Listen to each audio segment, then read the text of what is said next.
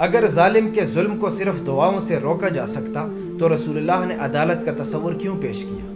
اگر مظلوموں کو ظلم سے چھڑانے کے لیے دعائیں ہی کافی ہوتی تو پھر رسول اللہ نے افواج کو بیچ کر مظلوموں کو چھڑانے کا طریقہ کیوں اختیار کیا؟ اگر صرف نمازوں، دعاؤں اور اسپریچویلٹی کی بنیاد پر ہی ریاست میں امن کا قیام ہوتا تو رسول اللہ نے مدینے سے باہر یہودی قبائل سے امن معاہدے کیوں کیے؟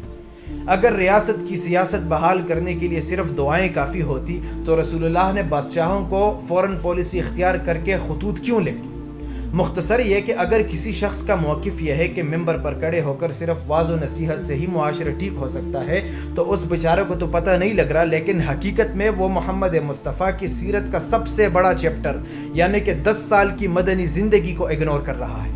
اگر صرف دعوت سے، میٹھے میٹھے الفاظ سے ممکن ہوتا معاشرے کا صالح ہونا، ظالم کا ظلم روکنا، چور کے چوری کو روکنا، اللہ کے باغیوں کو بغاوت سے روکنا، اس نصیحت سے ممکن ہوتا تو پھر رسول اللہ کو ہجرت کی ضرورت کیوں پڑی؟ رسول اللہ کو جنگوں کی ضرورت کیوں پڑی؟ ریاست میں امن و امان کے قیام کے لیے قوانین اور ضوابط کو زبردست طریقے سے جمع کر کے امپلیمنٹ کرنے کی ضرورت کیوں پڑی؟ یہ موقف تو آسان ہے کہ واعظ و نصیحت سے لوگوں کے دل بدل جاتے ہیں، جن کے نہیں بدلتے اور وہ مظلوموں پر ظلم کر رہے ہیں، اللہ کے نیک بندوں کو تکلیف پہنچا رہے ہیں، ان کے ساتھ آپ نے کیا کرنا ہوگا؟ لازماً آپ کو شرعی قوانین امپلیمنٹ کرنے ہوں گے اور اس کے لیے چھت نظام خلافت کا ہے۔ شرعی قوانین کا نظام خلافت کے بغیر چلنا ممکن ہی نہیں ہے۔ شرعی قوانین کے لیے اس کا چھت، اس کا پلیٹ فارم نظام خلافت ہے۔ پہلے نظام خلافت، اس کے بعد شرعی قوانین، اور تیسرا جو آپ کو رزلٹ ملے گا ایک صالح معاشرہ جہاں پر امن و امان ہوگا، تجارت ہوگی، گفتاری طریقت میٹھی الفاظ میں، اور یہی اصل میں دعوت ہے۔ اذا جاء نصر اللہ والفتح ورأیت الناس يدخلون فی دین اللہ افواجا، جب اللہ نے فتح مکہ دی اس کے بعد فوج در فوج اسلام میں لوگ داخل ہونے لگے۔ کیوں؟ کیونکہ ریاست بن چکی تھی۔ جب لوگ بازار آتے، لوگوں کے طریقت کو دیکھتے، بازار میں خرید و فروخت کو دیکھتے، ماحول کو دیکھتے تو متاثر ہو جاتے کہ انسان تو یہ ہیں۔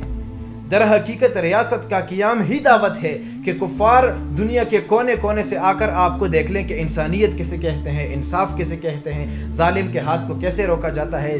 جو شخص جتنا بھی بڑا ہو، ریاست میں جتنا بھی بڑا اپروچ رکھتا ہو، اگر وہ جرم کرتا ہے تو عدالت میں اس کا فیصلہ کیسے سنایا جاتا ہے؟ کیا وہ باعث نس پر مبنی ہوتے ہیں یا شریعت اور قانون سب کے لیے ایک ہوتا ہے؟ اصل میں دعوت یہی ہے۔ ایک شخص نے مسلمانوں کی اکثریت کے علاقے میں نظام کا قیام کیا ہی نہیں ہے، محض کتابوں میں انصاف پڑھا ہے، محض کتابوں میں سیاست پڑھی ہے، فتوحات کا سلسلہ محض تاریخ میں پڑھا ہے، تو غیر مسلم بھی آپ سے پوچھیں گے کہ مسجدوں سے تو چپل جو ہے نا آپ کے ریاستوں میں، آپ کے معاشرے میں چوری ہو رہی ہیں، میں تو اگر موبائل یہاں پہ رکھوں تو 3 گھنٹے کے بعد آؤں گا یہی پڑا ہوگا، کیا میں آپ کی طرح مسلمان بن جاؤں؟ سب سے پہلے آپ نے معاشرے کا ایک رول ماڈل بنا کر ہی ان کے سامنے پیش کرنا پڑے گا۔ نظام کا قیام ہی اصل تبلیغ ہے۔